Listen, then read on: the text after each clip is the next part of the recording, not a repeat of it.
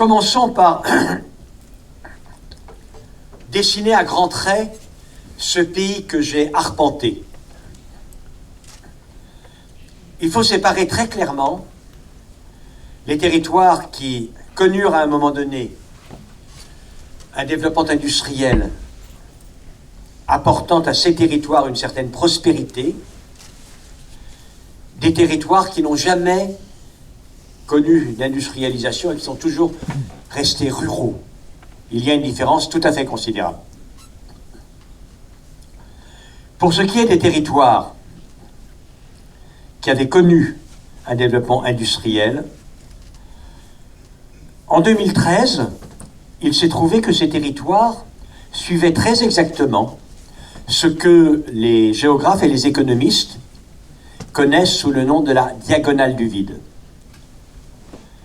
Et il s'agit de territoires sur 1500 km, incroyablement ravagés, où il ne reste rien, pratiquement rien de ce qui a assuré à un moment donné la prospérité de ces pays.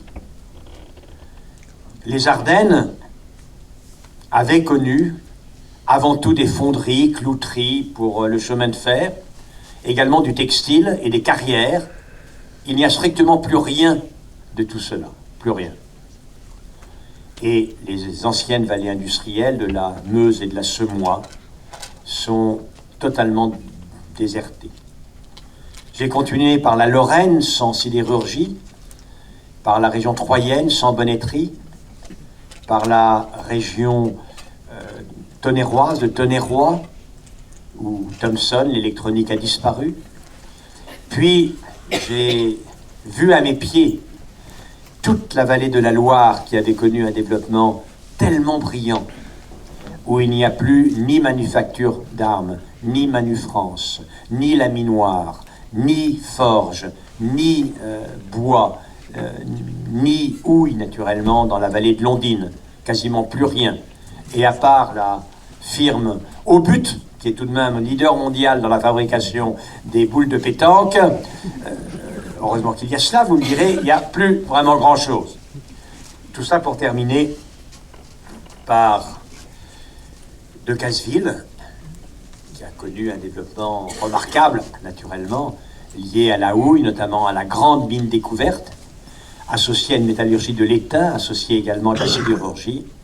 Lorsqu'en 2002 a fermé définitivement la mine découverte, tout s'est arrêté et la ville est dans une situation très difficile.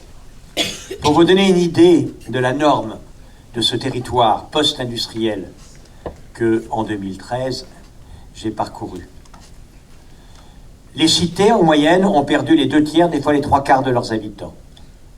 De 20 000 à 5 500 à Decazeville, de 18 000 à 5 000 à Nouzonville. Et partout, c'est pareil.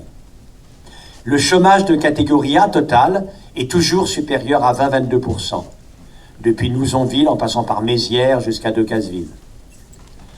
Le pourcentage des personnes qui sont aux minima sociaux varie entre 50 et 70%. Situation extrêmement difficile. Heureusement, à partir de Figeac et dans le Grand Sud-Ouest, j'ai incontestablement vu une France qui allait moins mal, qui avait plus de ressorts, plus d'activités, où l'on notait également plus d'optimisme. Un chapitre du premier livre, Pensées en chemin, s'appelle « L'espoir renaît à Figeac ». Alors, j'ai cherché à comprendre comment il fallait expliquer, comment on pouvait se rendre compte, imaginer une telle disparité entre des territoires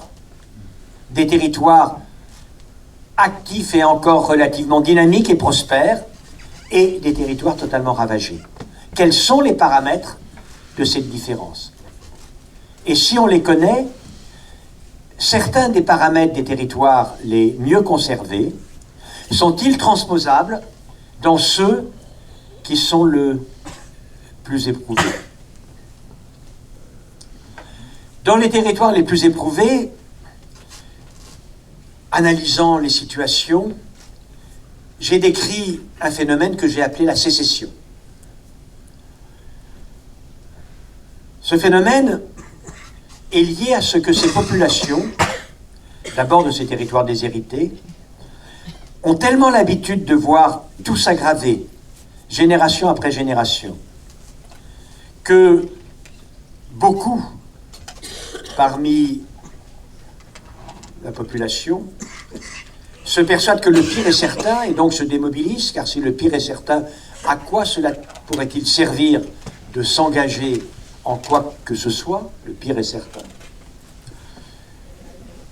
Il y a dans ce cas-là un recentrement presque autistique sur soi-même, sur la cellule familiale, les proches, un peu claniques, quelques revendications très poujadistes, dissolution de tout ce qui fait société, disparition du tissu associatif, culturel, voire même sportif, à part les clubs de pétanque, plus d'harmonie municipale, quasiment plus rien, disparition du syndicalisme aussi, ou effondrement du syndicalisme, situation très compliquée. Ces populations, de ce fait, en arrivent à n'accorder plus aucun crédit à l'essentiel du discours politique habituel des partis de gouvernement, discours raisonnables et gestionnaires, qu'ils accusent de les avoir menés à la situation qu'ils ne supportent plus. De plus, ces gens sont persuadés que le pire est encore à venir, que demain sera encore plus épouvantable que ce présent insupportable. À Decazeville, un jeune homme à qui je demandais ce qu'il persistait comme activité économique à Decazeville me regarde et me dit « Mais monsieur, il n'y a plus rien à Decazeville. Il n'y a plus rien. Ils ont tout pris. Ils ont tout pris. » Le « il » dont il parlait, c'est les autres, les élites, les Parisiens, mais les élus en général, l'Europe, le grand Satan, l'Europe, le monde, la mondialisation. Ils ont tout pris. Et ils nous conduisent vers un avenir encore beaucoup plus difficile. Cette sécession des déshérités est associée à une sécession des nantis, que j'ai très bien observé notamment en Champagne, où côte à côte il y a des villages qui avaient connu un développement industriel, car après le phylloxéra, ils n'avaient pas replanté de la vigne, mais avaient choisi l'industrie. Ils sont dans une situation épouvantable. Ceux, en revanche, qui avaient replanté de la vigne sont aujourd'hui richissimes, avec un patrimoine foncier incroyable. L'hectare de vigne vaut entre 1 100 000 et 1 600 000 euros l'hectare. Il y a des petits villages où il y a 1 hectare de vigne par habitant, bébé compris, parmi les plus riches du monde. Mais, voyant la situation de leurs voisins, voyant à la télévision les désordres qui parfois agitent les cités, ils ont l'impression que le déclassement les attend, qu'une vague va les emporter eux aussi. De plus, ils ont l'impression qu'on ne les aime pas. Souvent, ils sont chasseurs, et la chasse n'a pas bonne presse. On remet en cause leur manière de cultiver. Et donc, eux aussi font sécession, en réalité. Et la troisième sécession que j'ai décrite est celle des campagnes. Dans la Creuse, dans un petit village, à Pérabou, un homme qui était venu me voir alors que je prenais mon frugal casse-croûte de midi, un homme de 60 ans, me dit « Ah, monsieur, vous voyez, il n'y a plus grand-chose à Pérabou aujourd'hui, on est 150 peut-être. Avant, on était, quand j'avais 20 ans, peut-être 450, encore 400. Puis c'était pas mal de vivre là, vous savez. Il y avait régulièrement, pratiquement toutes les semaines pendant la belle saison, les fêtes dans les villages, aux alentours. Il y avait des bals, les garçons et les filles pouvaient se connaître, s'essayer, des fois les couples se formaient. Quand l'enfant naissait, il y avait la poste pour apprendre la bonne nouvelle à la famille, aux amis. Il y avait le médecin, il y avait la pharmacie, il y avait l'école, bien évidemment.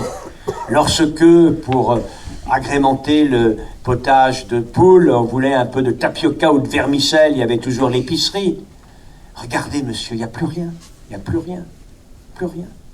Aujourd'hui, j'ai besoin d'un paquet de nouilles, je prends ma voiture et sur les routes folles de la Creuse, je fais 25 km, 20 km. Cet homme-là aussi, il considère que globalement, hier, c'était relativement mieux qu'aujourd'hui et craint que demain, même si ça n'est pas ce que l'on observe, que demain soit pire. Et il fait sécession aussi.